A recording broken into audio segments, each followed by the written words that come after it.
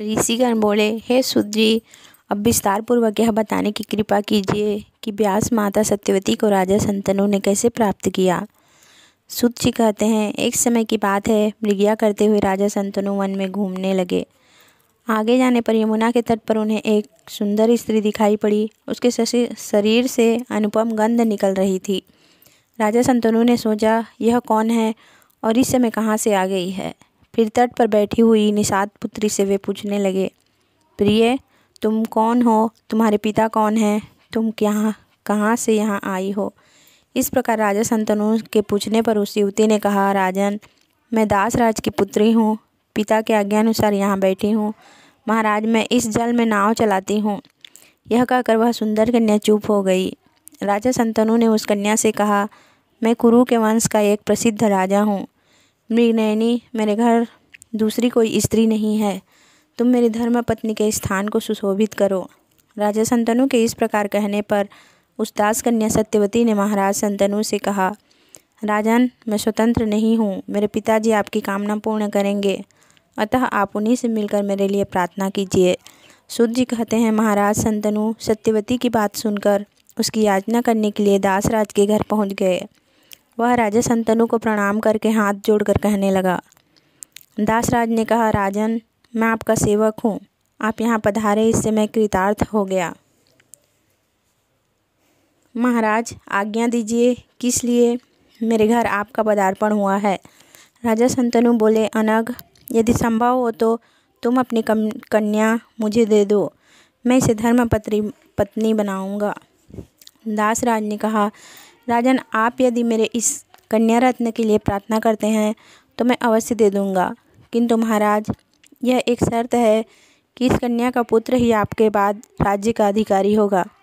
किसी भी स्थिति में आपके दूसरे पुत्र को राजगद्दी नहीं मिलेगी। सूत जी कहते हैं, दासराज की बात सुनकर राजा शंतनु अत्यंत चिंतित हो गए, क्योंकि वे भीष्म जी को युवराज बना चुके थे। अतः कुछ भी उत्तर न देकर वे घर लौट गए। उनके मन पर चिंता की घटा घिरी रही। महाराज शंतनु को चिंता से उद्विग्न देखकर पुत्र देवव्रत भीष्म जी उनके पास गए और उनसे अशांति का कारण पूछा। राजा ने कहा, पुत्र, मुझे गहरी चिंता तो यह है कि तू मेरा एक ही बालक है। यद्यपि तू शूरवीर, पराक्रमी, प्रतिष्ठित एवं संग्राम में पीछे पैर रखने वाला नहीं है, फिर भी पुत्र, यदि कभी युद्ध छिड़ा और तू उसमें काम आ गया तो फिर मैं आश्रयहीन होकर क्या कर सकूँगा। पुत्र, मुझे यही विशेष चिंता है, मैं इसी से दुखी हूँ।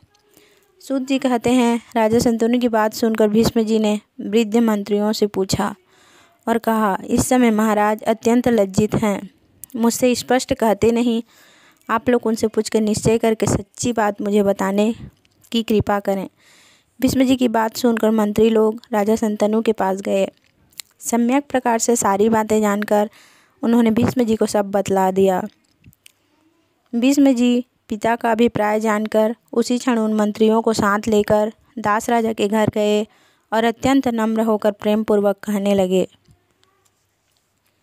भीष्म जी बोले, परंतप तुम अपनी सौभाग्यवती पुत्री मेरे पिताजी के लिए दे दो। एतद मैं तुमसे प्रार्थना करता हूँ, तुम्हारी यह कन्या मेरी माता बने, मैं इसका सेवक हूँ। दासराज बोला, मैं जान गया तुम सत्यभाषी हो, किंतु यदि तुम्हारा पुत्र बलवान हुआ तो वह हठपूर्वक इससे राज्य छीन लेगा, इसमें कोई संदेह नहीं दिखता। भीष्म जी ने कहा, तात, मैं प्रतिज्ञा करता हूँ कि मैं विवाह नहीं करूँगा। यह बात सर्वथा सत्य होकर रहेगी, मेरी प्रतिज्ञा किसी भी प्रकार टल नहीं सकती। सूत जी कहते हैं, भीष्म जी की ऐसी अटल प्रतिज्ञा सुनकर दासराज ने अपनी सर्वांग सुंदरी कन्या सत्यवती को महाराज शंतनु के लिए समर्पण कर दिया। सूत जी कहते हैं, सत्यवती के 2 पुत्र हुए और समयानुसार मर भी गए। फिर व्यास जी के द्वारा विचित्रवीर्य के क्षेत्र में धृतराष्ट्र का जन्म हुआ, जो नेत्रहीन था। मुनि को देखकर उस स्त्री ने आंखें बंद कर ली थी, फलस्वरूप वह अंधे पुत्र की जननी हुई। दूसरी स्त्री ने व्यास जी को देखकर सर्वांग में सफ़ेद चंदन लगा लिया था, अतः उसका पुत्र पांडु रोग से ग्रस्त हुआ। दासी से विदुर का जन्म हुआ। विदुर जी सत्यवादी, धर्म के अवतार एवं पुण्यात्मा पुरुष थे। मंत्रियों ने छोटे पुत्र पांडु को राजा बनाया। धृतराष्ट्र की 2 स्त्रियां थीं, एक का नाम था गांधारी, दूसरी का नाम वैश्य कन्या था।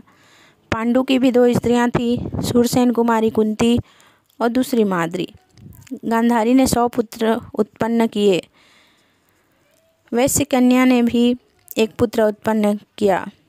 कुंती जब पिता के घर कन्यावस्था में थी तभी उसने कर्ण को जन्म दिया।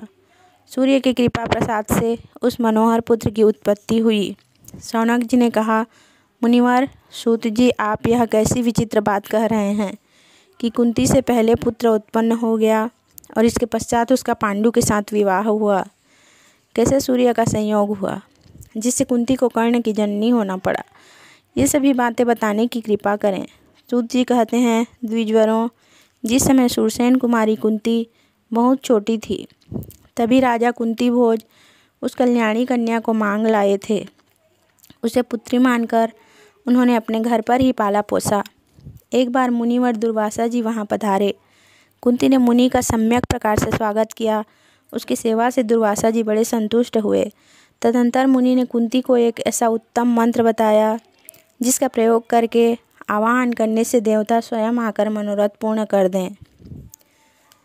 दुर्वासा जी के चले जाने पर कुंती अपने महल में बैठकर उस मंत्र के प्रभाव को जानने के लिए उपाय सोचने लगी। उस समय सूर्य नारायण आकाश में विराजमान थे।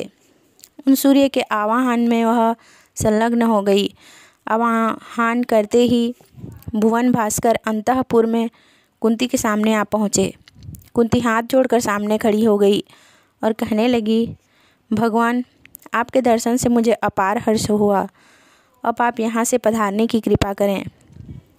भगवान सूर्य ने कहा, कुंती, तुम्हारे मंत्र के प्रभाव से मैं विवश हूँ। तुम्हारा कन्या धर्मपूर्ववत रहेगा और मुझ जैसा ही तेजस्वी बालक तुमसे उत्पन्न होगा। तदंतर कुंती को अभिलाषित वर देकर भुवन भास्कर अपने लोक को पधार गए। कुंती गर्भवती हो गई। भवन में छिपे रूप से पुत्र का जन्म हुआ। वह बालक अनुपम सुंदर था, मनोहर। 2 कुंडल और दिव्य कवच उसे जन्म काल में ही सुशोभित कर रहे थे। लोक लाजवश कुंती ने उस शिशु को पिटारी में रखकर धाय को दे दिया। रास्ते में अधिरथ नामक सूत मिला।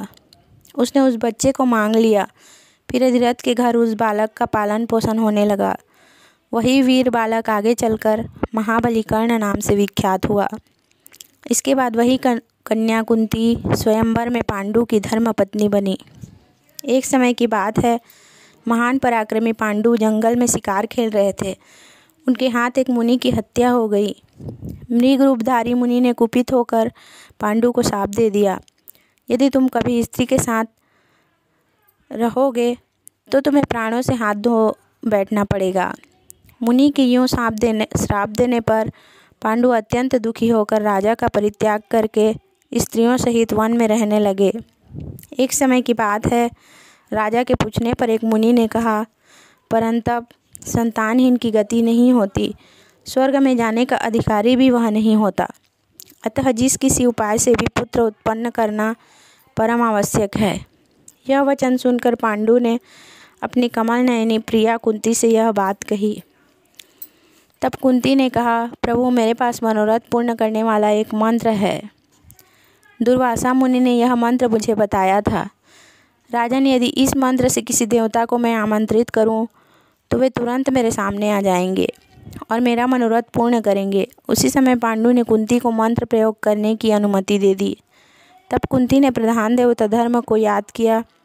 उनकी कृपा से कुंती प्रथम पुत्र युधिष्ठिर की माता हुई। उन्होंने वायुदेव की कृपा से भीम और देवराज इंद्र की कृपा से अर्जुन को उत्पन्न किया। फिर महाराज पांडु की दूसरी पत्नी माद्री ने पतिदेव पांडु से कहा, कुरुश्रेष्ठ, मुझे भी पुत्र दीजिए। माद्री की बात सुनकर पांडु ने कुंती से मंत्र बता देने का अनुरोध किया। उसने माद्री को मंत्र बतला दिए। पति की अनुमति से माद्री ने पुत्र के लिए मंत्र प्रयोग किया। स्मरण करने पर दोनों अश्विनी कुमार आ गए। उनके अनुग्रह से माद्री, नकुल और सहदेव इन 2 पुत्रों की जननी हुई। एक समय की बात है, आश्रम सुनसान था। माद्री को देखकर पांडु अत्यंत विकारग्रस्त हो गए। माद्री का संयोग होते ही पांडु के प्राण पखेरु उड़ गए। माद्री सतियों की सत्यता प्रदर्शित करने के विचार से पांडु के साथ सती हो गई। वहाँ के निवासी मुनिगण 5 पुत्रों के सहित कुंती को हस्तिनापुर ले आए। फिर उन बालकों को और बहू कुंती को लेकर भीष्म प्रभृति सभी सज्जन पुरुष हस्तिनापुर में रहने लगे। जय माता दी।